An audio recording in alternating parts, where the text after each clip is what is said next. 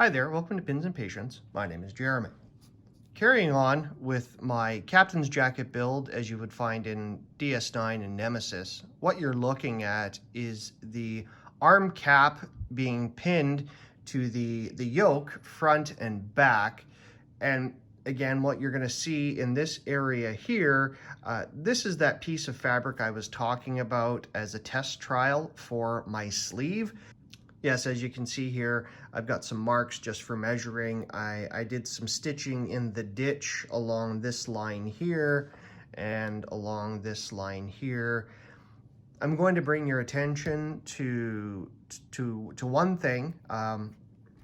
When this is done to completion and for wearing, you're going to have two seam allowances. One seam allowance coming from the shoulder cap itself, and then you're going to have the second seam allowance coming from the sleeve itself.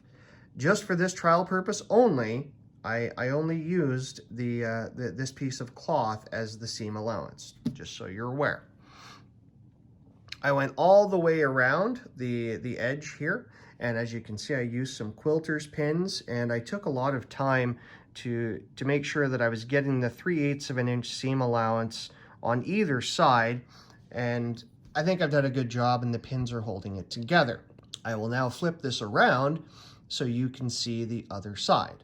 I'm first going to bring your attention to the seam, which goes here in between the front and the rear yoke, and then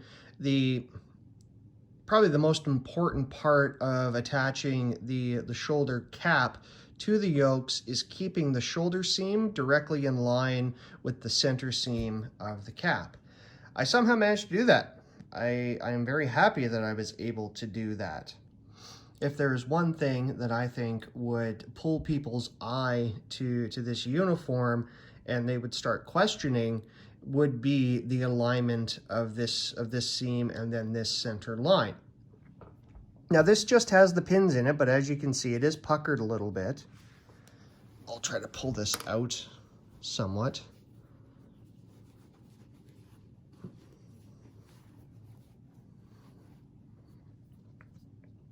But ultimately, that's as good as I can get it with the pins for right now. The next part that you want to have directly in line are the two trims. So you have the back yoke trim here, and you have the back yoke trim here, and then this line actually does line up with the trim on the shoulder cap. I can definitely see that I'm going to have some work to do in here. I don't know how I'm going to accomplish dealing with this. Right off the top, my first thought is I would have to extend the length of the trims by a little bit and then bring them in just to seal that off. I don't know yet, but that's just my first thought. We'll go to the other side. Now, as you can see, this trim and this trim here, they're not in line. This one is actually up by probably half a centimeter, I think, is probably there. And I would probably have to do some adjustments if I could work this, either somehow move it in line without damaging the alignment of the shoulder and center point seam, as well as the other trim seam. So I don't know how I'm going to do that.